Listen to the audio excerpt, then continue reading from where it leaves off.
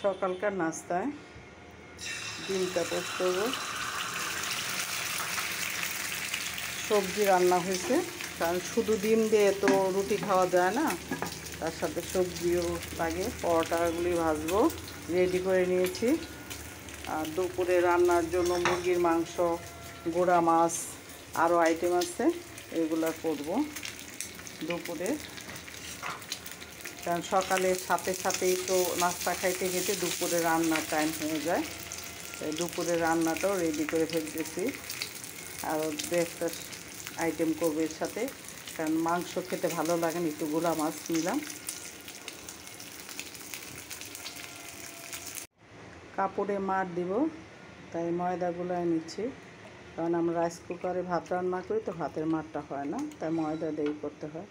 এই জায়গাতে পুঁই শাক ভাজি করতেছি, আর ইলিশ মাছ ভেজানো হয়েছে, ইলিশ মাছ রান্না করব।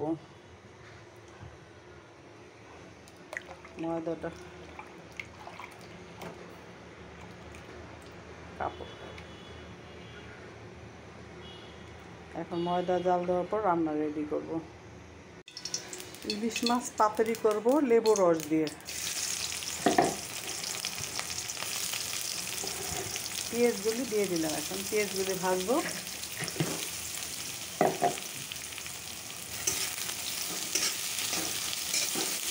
সাদা করে লেবু রস দিয়ে ইলিশ মাছের পাতুরি।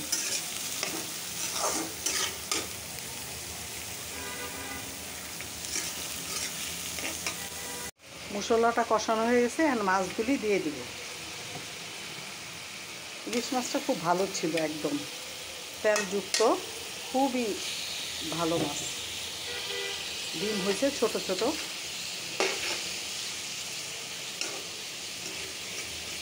এখন ঝুলের পানি দিয়ে দিব, একটু কষেই। কেন ইলিশ মাছ তো বেশি নাড়াচাড়া করা যায় না, অল্পতে ভেঙে যায়, তাই একটু করে ঝুলের পানিতে দিয়ে দিব, উল্টায় উল্টায়।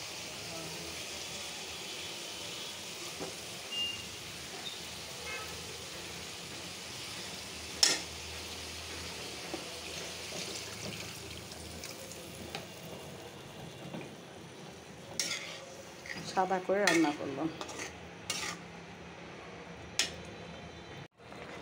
পাতুরিটা হয়ে গেছে, লেবুর রস দিয়ে ইলিশ মাছের পাতুরি। এখন নামিয়ে ফেলবো, রান্নাটা শেষ। ইলিশ মাছের টক লেবুর রসের পাতুরি।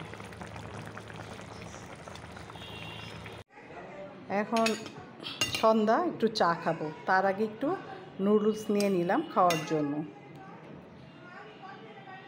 শুধু চা তো খাওয়া যায় না, তার সাথে একটু টা খেতে হয়।